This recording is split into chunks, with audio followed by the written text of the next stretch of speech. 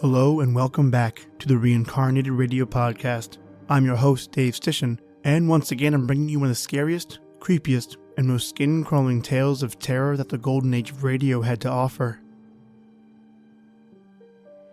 This week's story is about a lone woman traveling by herself to the mountains for a weekend getaway when she hears of an escaped killer over the radio and then is offered a ride by a strange man at the local gas station. Are they the same person, or is he out to help and protect her? Today, the cast of Liz Kinder and myself reincarnate Terror by Night from Inner Sanctum Mysteries, which originally aired on June 29th, 1952. So turn off the lights, gather round, and remember, these tales scared your grandpappy first, and enjoy the Reincarnated Radio Podcast.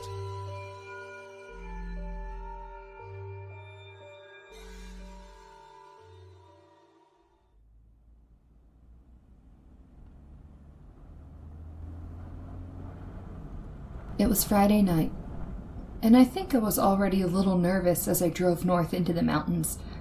I hadn't wanted to waste even an hour of my 2-week vacation, so I'd had all my bags packed and the car waiting at the curb in front of my office building.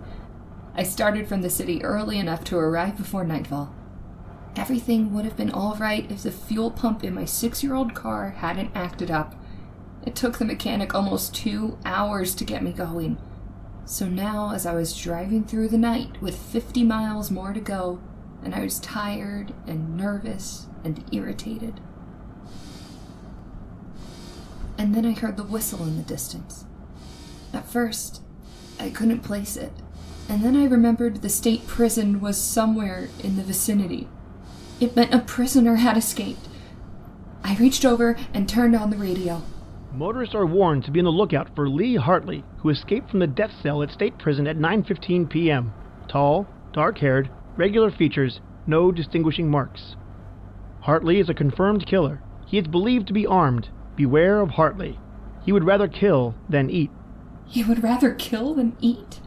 And that man was loose, perhaps waiting around the next bend in the road. I stared ahead at the lonely road spinning toward me through the windshield.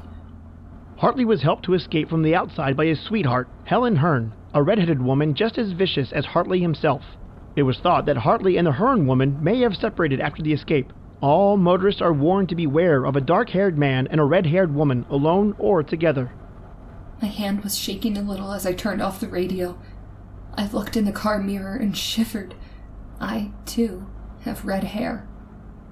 There was a storm coming on, and I was driving into it, and the night was black, and I felt small and lonely and frightened in the car. And then I saw them in the mirror. The headlights sweeping up behind me. A car. It had come out of nowhere.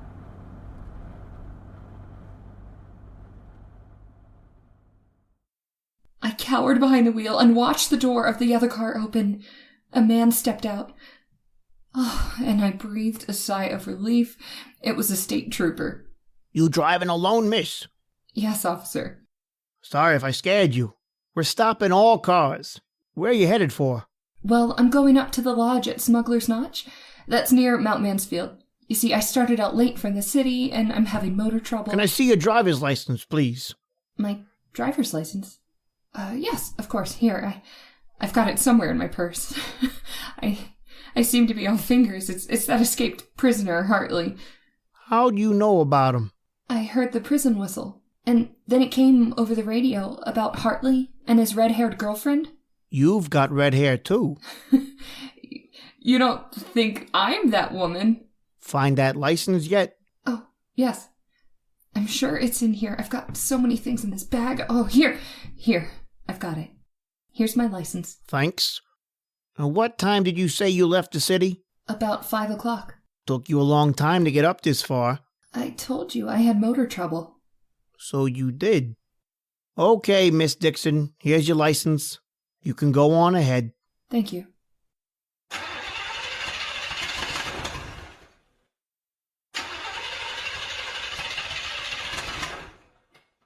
More motor trouble?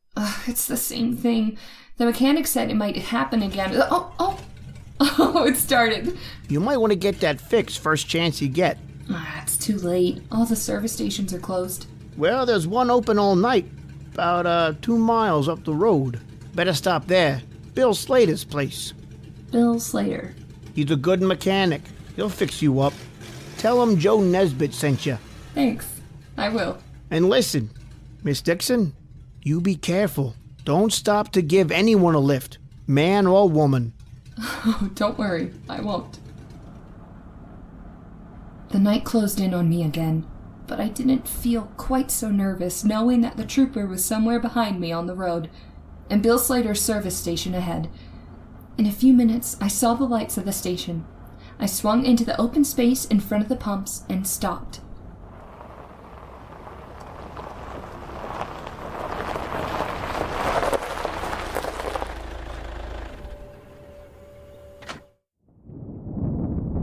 There was a rumbling of thunder in the west.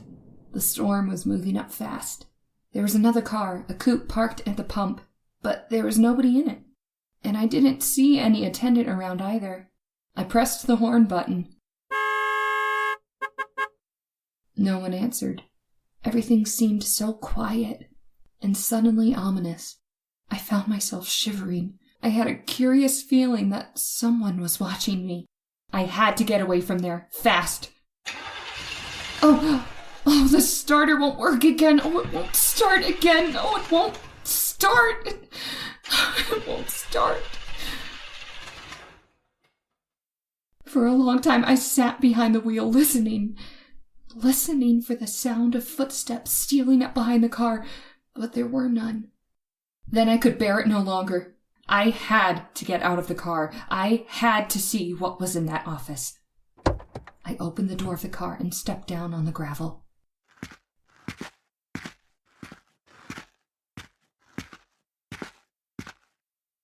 Anybody in there?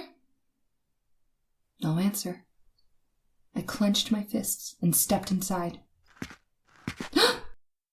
There, on the floor at my feet, lay the body of a man. His mechanic's jumper was stained red with blood, and his throat was cut from ear to ear. How long I stood in there, I'll never know. I was petrified, unable to move, unable to take my eyes from the bloody body. What's that? Someone coming downstairs? Hartley. It must be Hartley, the killer.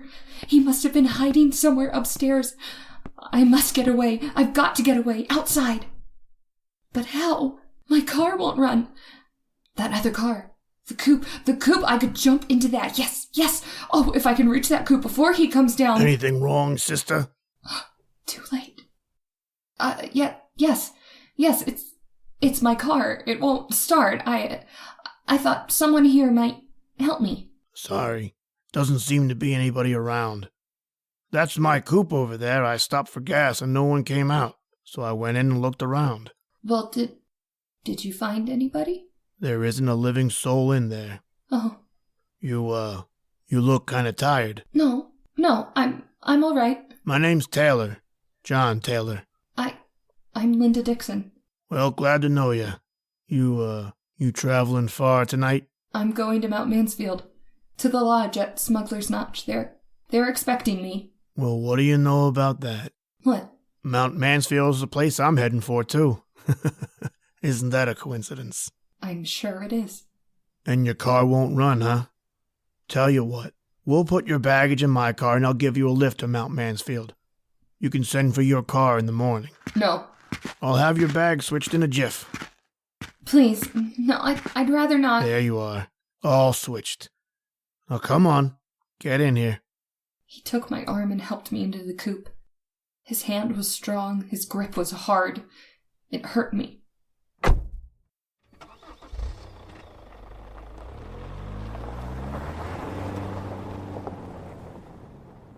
We drove away into the night, leaving behind us the dead man in the service station.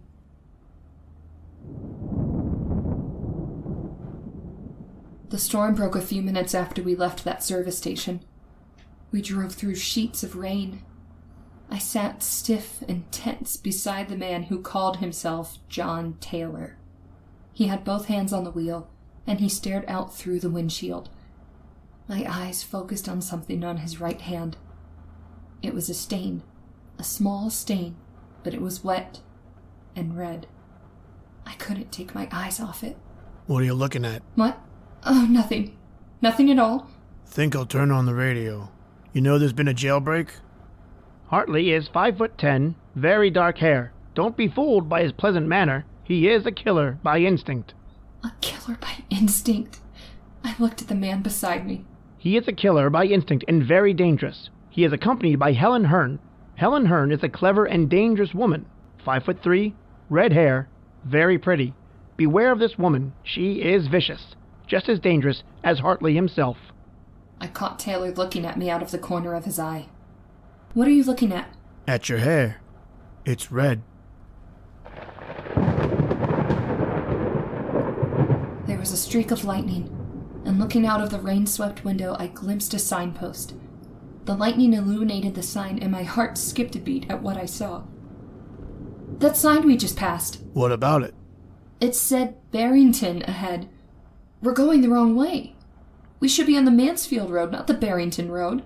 That's funny. I must have taken the wrong turn. Well, aren't you going to turn back? Sure. Whatever you say. We'll turn right around and go back.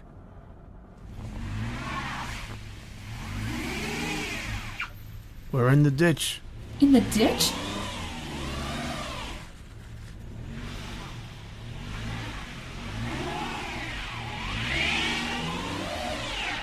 That's no good.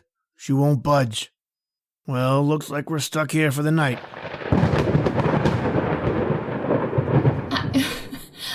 I think I'd better get out and walk. Perhaps there's a house nearby. Walk? In this weather? Well, I don't mind the weather, really, I don't. You can't walk in this storm. You're staying right here until I get this car out of the ditch. I've got some tools in the trunk compartment. You stay put. I heard him open the trunk in the back. I listened for further sounds, but there was nothing. I didn't hear him moving back there. I didn't hear any tools. I had to find out what he was doing. Slowly, carefully, I got my door open. I stepped out into the rain and sneaked back towards the rear. I saw him there, not moving, in front of the open trunk compartment, bending over with a flashlight in his hand. The ray of light was focused on something curled up inside. It wasn't baggage or tools. It was a woman's body. Just then he saw me. He snapped the flashlight off, but not before I caught a glimpse of red hair. Then I must have fainted.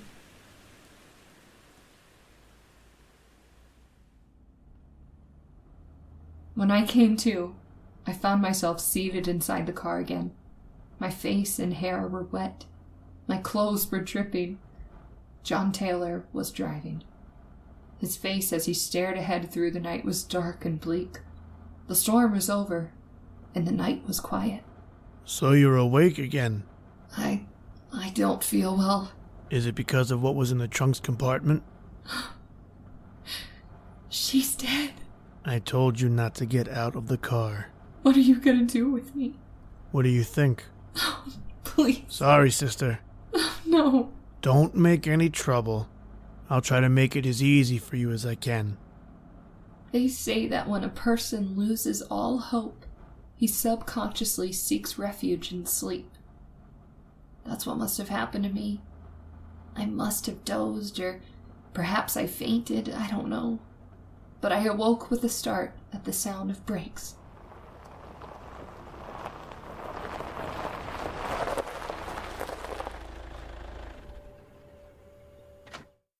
I sat up straight and saw that we had stopped in front of a small fieldstone house. Why are we stopping here? I'm out of gas. Come on, we're going in. The sign on the door said Roger Bryce, M.D., a doctor's house. I began to feel a spark of hope. There might be a chance. I'll do the talking. Is that clear? Yes. Where's that bell? He must be awake. There's a light on in the parlor. How'd you do? Oh, good evening, Dr. Bryce. can I help you? Terribly sorry to disturb you, Doctor, but, my sister and I were heading for Mansfield and we seem to have gotten lost. And we're out of gas. His sister? He was passing us off as brother and sister. Now I knew why he hadn't cut my throat as he had that service station man's. He was carrying me for protection. I was his passport through the police cordon. His sister. Well, I'm afraid it can't be much help to you. I'm 7 miles from the nearest town and haven't got any spare gasoline. But come on in. Why, yes, thank you. We will. I wonder if I could offer you my hospitality for the night. Oh, no, that would be imposing. No, not at all.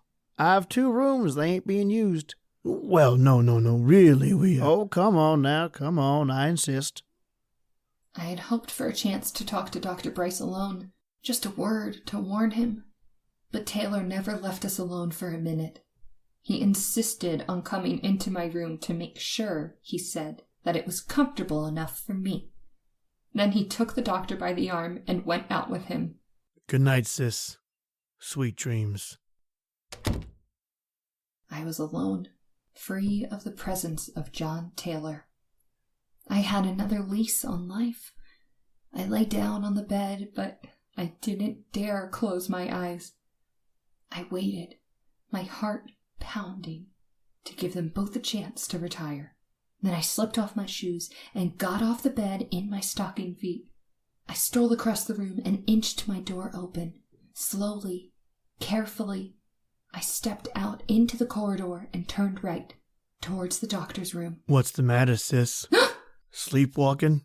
You weren't thinking of going anywhere, sister, were you?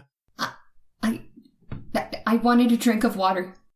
A drink of water, huh? Yes. Well, in case you didn't know it, there's a water pitcher on your dresser. Oh, well, I didn't see it. Good night. I turned around and went back into my room. It was no use. How'd you do? I lay down on the bed. How long I lay there, I don't know. Can I help you? Perhaps I slept, perhaps not, but I heard that slight creak, and my door began to inch Well, open. I'm afraid it can't be much help to you. I'm 7 miles from the nearest town and... The blood I'm chilled 7 in miles my from the veins. nearest town, ain't got no spare Slowly, gasoline. The door came open. I'm 7 miles from the I nearest lay town and haven't got any fascinated, spare unable to gasoline. move. But come on in. Vaguely, I saw the outline of the hand. But come and on the in. knife it held. I wanted to scream, but I couldn't. I wonder if I could offer you Slowly, my he came hospitality toward the for the bed. night. Now he stands over me. No, He not at raises all. the knife. I've I 2 screamed rooms, they ain't and being roll used. over on the bed just as the knife slashed down. I rolled off the bed and come cowered on in now, a corner. Come on, I That insist. horrible figure came around the bed after me with the knife upraised. Help! Dr. Bryce, help me! Help! While I cowered there in the corner, they fought all over the room in the dark. I had no strength to move, to think, not even to hope. All the life seemed to have gone dead in my veins. Then it was over. But who? Who had won? In the dark, I strained my eyes to see. There was a vague shape on the floor and another weaving around the room. Who? Which one was it? Doctor? Dr. Bryce, is that you? No, Linda. It ain't Dr. Bryce. It was John Taylor standing there at the light switch. And on the floor lay Dr. Bryce, unconscious, with a long gash in his head. I had to hit him with that water pitcher. My eyes swung back to Dr. Bryce, and I saw the knife still gripped in his right hand. That's Hartley, Linda. What? Lee Hartley, the killer. It was he who came in here with the knife? That's right. I was down in the cellar just now. The real Dr. Bryce is down there. Dead. This guy posed as Bryce when we came up to the house. Oh, then you're not Hartley. What? No. Well, isn't this rich? All this time you thought I was Lee Hartley and I thought you were Helen Hearn. On account of your red hair. Oh, but the body of that red-haired woman. That's Helen Hearn.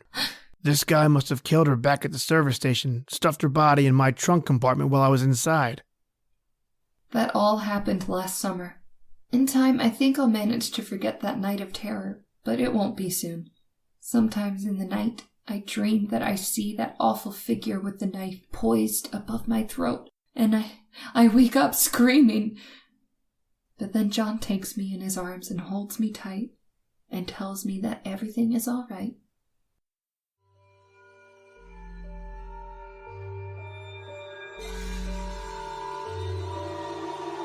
That concludes our reincarnation of Terror by Night from Inner Sanctum Mysteries in another episode of the Reincarnated Radio Podcast. I'd like to thank Liz Kinder for helping me bring this script back to life, and new episodes can be found every Thursday on PodBean and anywhere you get your podcasts. Don't forget to follow us on Facebook and Instagram so you never miss an announcement, and leave us a review while you're at it. Tell us what you think. Hopefully we raised a hair or two. But for now, that's it for me, Dave Stishan, and the rest of us at the Reincarnated Radio Podcast, where we scared your grandpappy first.